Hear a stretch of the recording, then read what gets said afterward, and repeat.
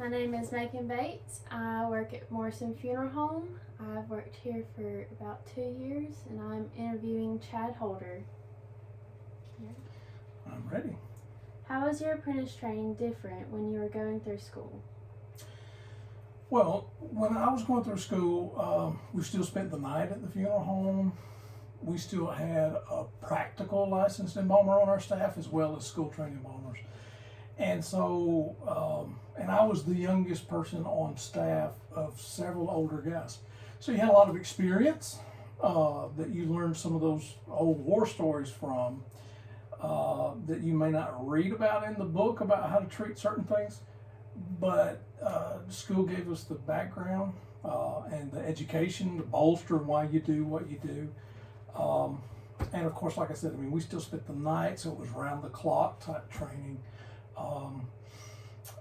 But I mean, basically, it's the same. You've got to learn how to embalm the body on, and raise the vessels. We're going to go with a licensed licensed funeral director on a funeral service. Had a lot more church funerals then than we do now. So, a little bit of location training changes, but other than that, you've still got to learn. So, I guess that's what I would say. Some nuances today, but the nuts and bolts are still the same. Mm-hmm. What are some changes you have noticed in the funeral profession in the last 5 years? An increase in cremation. For one, an increase in same-day visitations.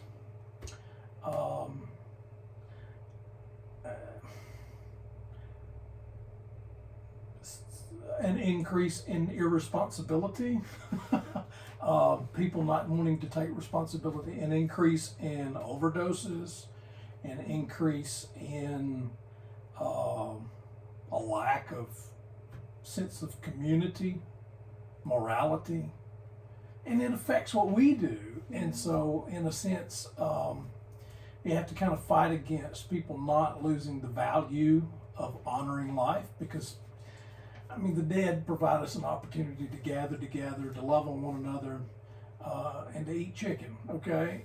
So what we have to continue to tell families that we deal with now, that we serve now, is we're here to honor life.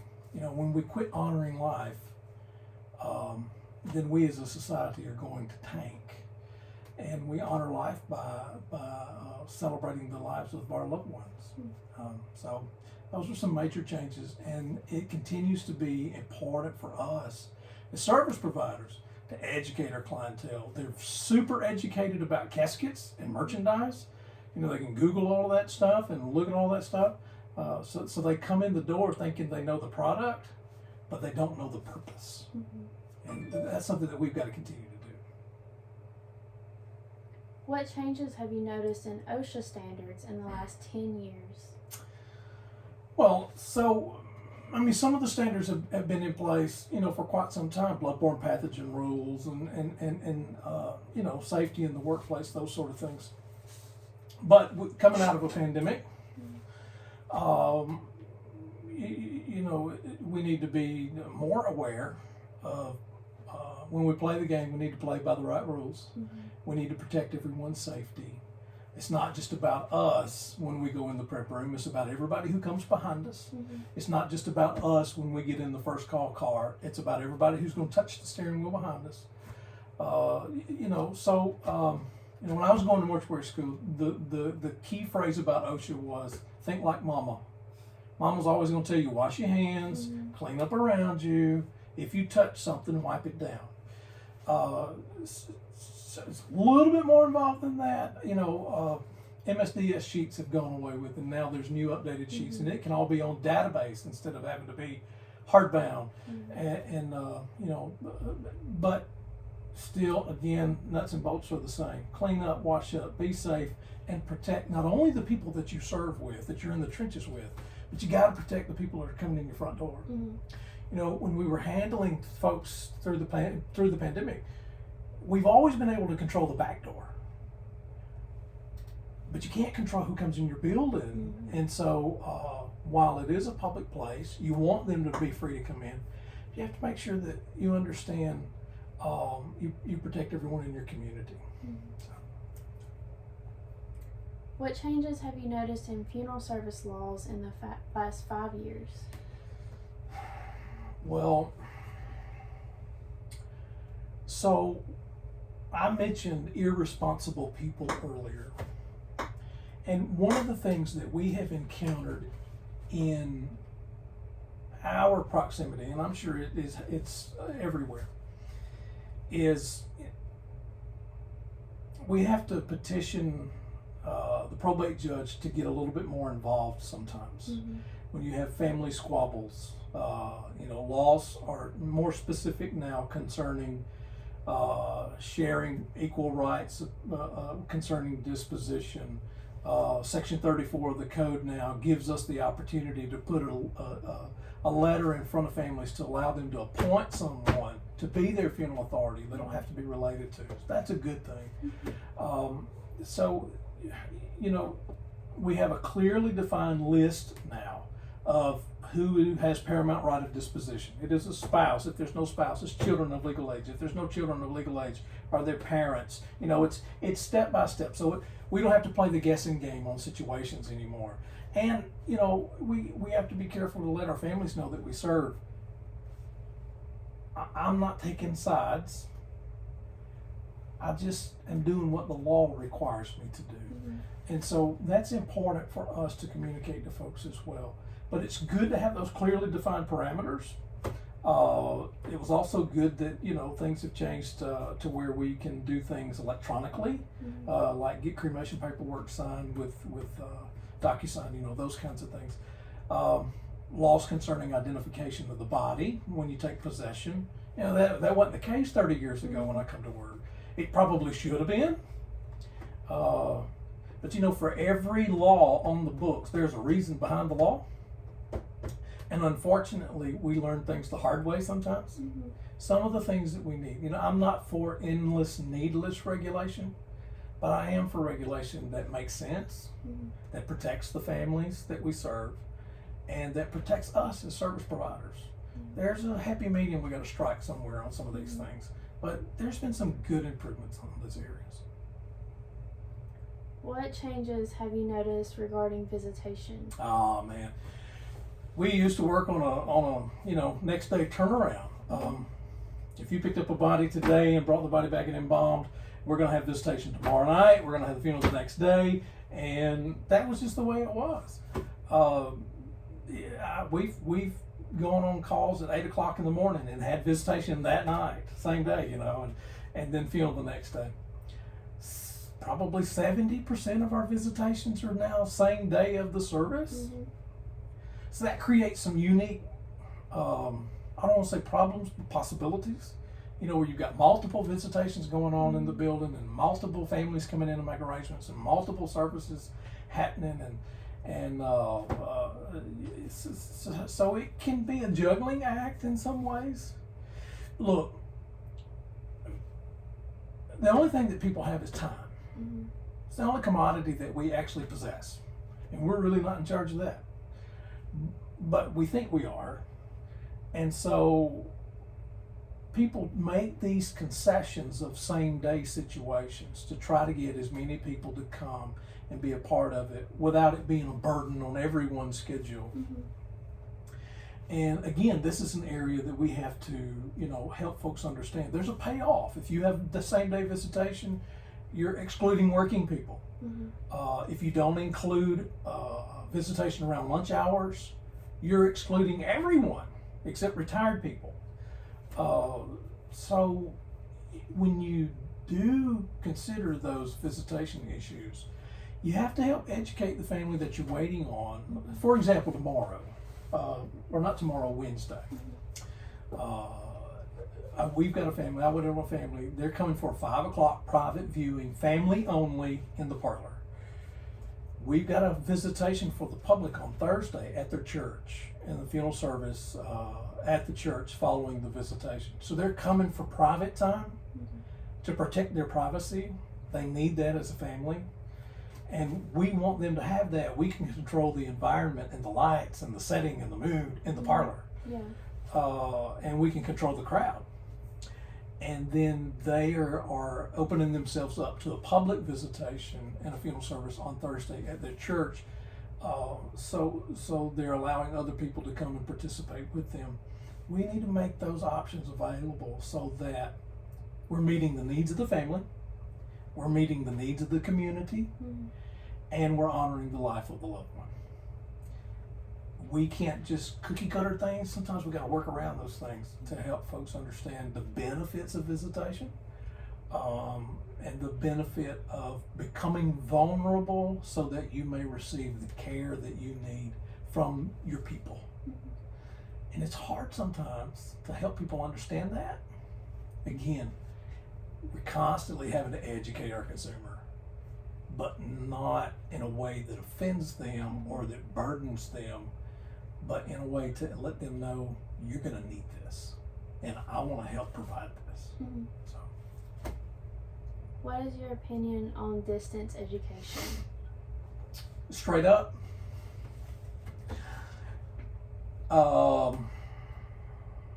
my opinion's been greatly affected by the people that I know who have tried to accomplish it. I think the possibility and the option for distance education is wonderful. It's just not very successful. And for multiple reasons. One, it's easy to become lax. It's easy to not understand how much you need to be investing. Mortuary school is not easy, and Jeff State's not the easiest path, but it's not designed to be. I came up under Dr. Count's regime, whereas you may have 30 people start a class, you may only have 10 get through the class, and he would say over and over, I'm not trying to weed anybody out. But what you don't want is you don't want people who can't appreciate the hard work that it takes to be this and do this and live this. You can't have them in your business. You have to protect your business. Look, at the end of the day, we are servants of our community. We've had this discussion before. And being a servant of the community requires sacrifice and commitment. And it's not always fair, as much as I hate that word fair. But this is the life that we've chosen. And because we believe that our community needs it and our people need it, and we believe it's a good thing. Sometimes we make it easy to fail. I think people need the opportunity to do distance learning if that's what they need. Maybe we explore the possibility of changing the requirements of the class if you participate in distance learning, so that they have to buy in more. If there's no skin in the game, there's no care and concern in the game. But when you got to get up at 4 o'clock in the morning to get ready to get on the highway and get down to Birmingham, it's a 2-hour drive for us. And when you have to lose some sleep, flip those note cards, it means something then. There's no turning around then. Plus, you may or may not get really close to people in your class, but you do develop relationships that mean something to you down the road. There's 2 or 3 guys that I went to mortuary school with who I would call if I needed them, and I know they would be there. And they're not anywhere near me. They're down south. But I love those guys. And I care about those guys, and they love me and care about me, and we check on one another regularly.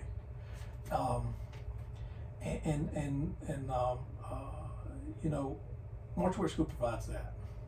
It allows you to build a network. And you can pick each other's brains and be honest and transparent, and know that you're at a similar situation in life, in a position. So distance learning doesn't provide that. So there's good and bad. I hadn't seen it work out a whole lot. Let's not say that it can't. Mm-hmm. Maybe it needs to be tweaked. So that's my opinion. Sorry for the length of it. What is something you learned while in school that you have continued to use throughout your career? Man,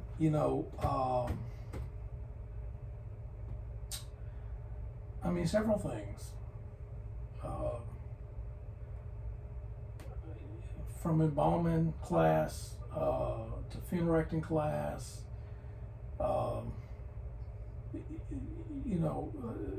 practice and procedure. We talked about it this week.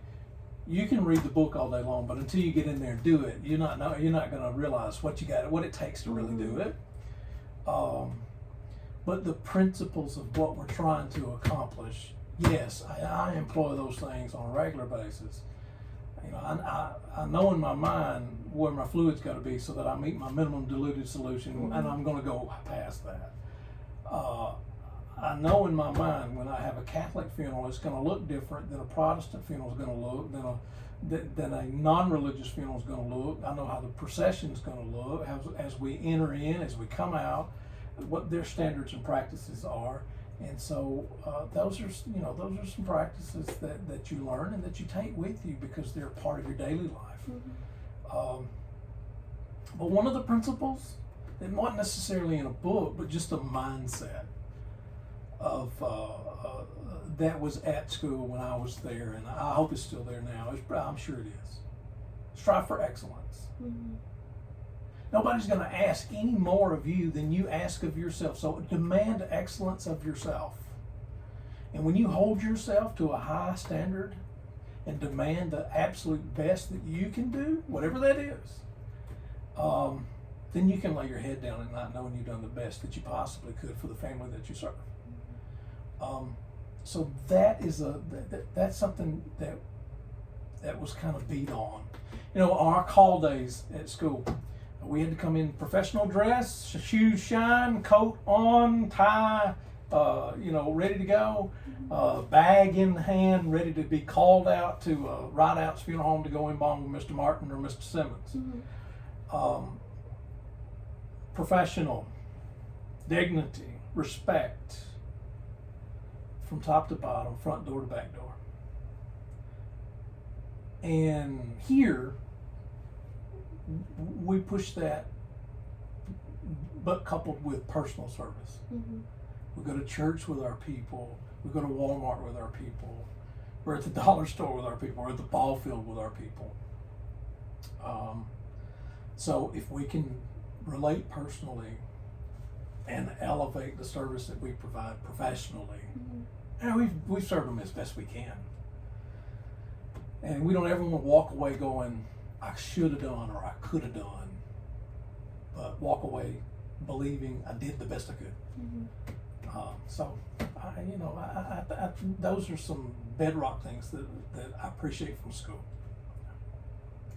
How do you feel COVID permanently affected funeral service?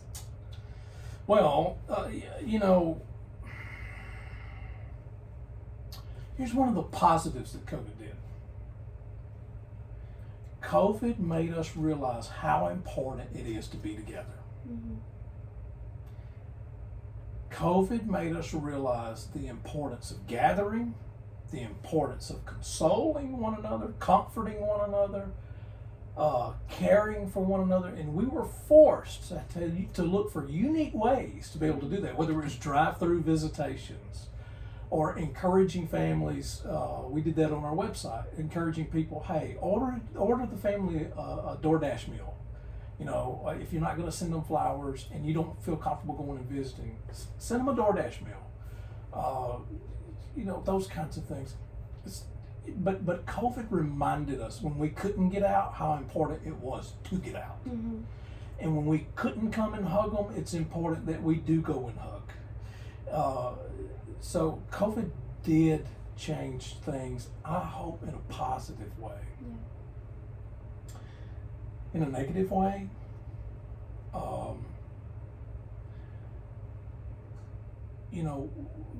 we had to have slimmed down, cut down size services and limitations on the number of people. And some people probably bought into the idea of let's just get this over with and move on. Mm-hmm. But you don't honor life that way, so we got to redo that. So, that's how it affected things in a negative way. Hopefully it didn't have any impact in the back because you're supposed to treat everybody like they could kill you, Mm-hmm. But yeah, in the front, there's bottles of hand sanitizer more readily available. There's, we have some families that want to put in their obituary. We have used to, not near as much now. Please wear a mask, and you got to respect that some. And so you have to work through some of those things, and be flexible, be creative, but push the value of doing what we do. Mm-hmm. So maybe that is something that we've learned. If you could change, amend, or introduce a funeral law, what is something based on your experience that you feel needs to be different or addressed? I would, if I were king. Mm-hmm. I know every family is unique and special. The dynamics or at your house may not be what they are at my house. Mm-hmm. But we have lost the sense of responsibility. According to the laws of the state of Alabama, there's nothing that prevents a next of kin from walking out of here and not taking responsibility to pay for some sort of disposition. Mm-hmm. So if I were king, I would say there needs to be some sort of mandatory responsibility. It doesn't fall on the taxpayer, it falls on family. Mm-hmm. That if there is a next of kin by law who has rights, then by law they have responsibility. I would do that.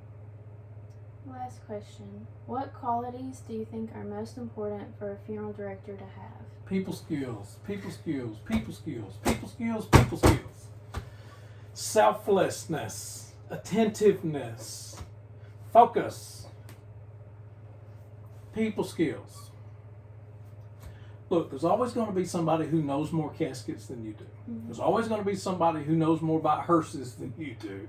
There's always going to be somebody who knows more about the history of Jones Chapel and the cemetery behind it and blah, blah, blah, okay? But nobody should know your clientele any more than you do. Nobody. Mm-hmm. Nobody should know what's going to meet their needs. They may not ever say it, but you know them, and you know what's going to meet their needs. You know the church is going to want to feed them after the funeral's over with. So you're going to tell Miss Smith, let me get you back to your car, because there's folks at the church who are going to want to love on you and provide you a meal and this, that, and the other. You know that, because that's your people. Mm-hmm. You know, if we get a phone call from the hospital about a Mr. So-and-so, let's see now, they were brought up in such and such community, they'll probably bury there, because you've dialed into your community. And you're pretty familiar with what their customs are. This takes time, obviously. But knowing your people, if you know your people, you can know their needs. Mm-hmm. And you can know what meets those needs. They may, start the funeral on time is great. Get to the cemetery on time is wonderful. Making sure all the flowers are pretty and standing up, and the casket's shined up and polished, and the rolling stock looks good, and the pillows are fluffed, and the lights are on. Oh, that's great. It really is. It should be. Mm-hmm. But you can get all of that right and not ever meet their needs. But if you know your people, you know their needs. Mm-hmm. People skills. You need to be able to know how to greet them. You don't need to talk over their head, nor do you need to talk under them. Mm-hmm. You need to be able to know when it's okay for you to sit down and have a cup of coffee with them, or we need to stand like privy counselors and tend to business and move on. Mm-hmm. but that's by knowing people.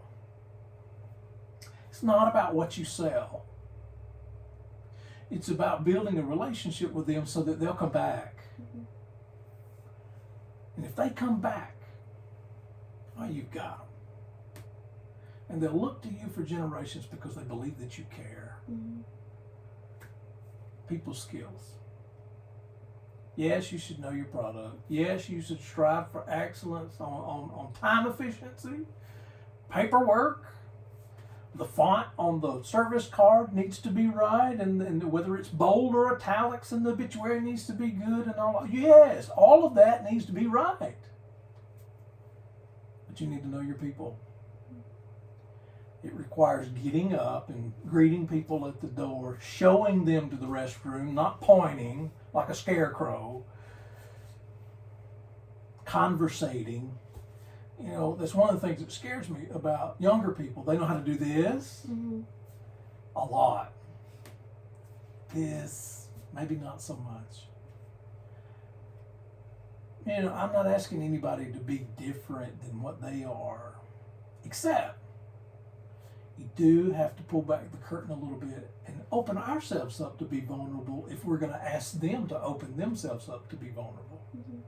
Some of them come in as rank strangers, and they ask you to be a part of their family at the most intimate period of heartbreak and loss. Mm-hmm. They've got to be crazy to do that. You get to hear things that nobody else hears. You get to walk with them at their darkest moment. And you get to be maybe the only ray of light that they'll see. Mm-hmm. And they asked you, they invited you to come along with them in this journey. You can't walk through the valley with them, but you can walk on the edges of it. And after 2 or 3 days, you're going to hand them off to somebody else. But for those 2 or 3 days, love on them, care for them, converse with them, and help meet their needs. You can only do that if you'll let yourself be people oriented with them. Mm-hmm. Put yourself last, put them first. If you take care of the client, that'll take care of the business, and it'll eventually trickle down to you. Mm-hmm. And you'll get what you need. Fair enough? Yeah. All right. Well, that's all the questions I have. Thank you, Meg. Thank you so much.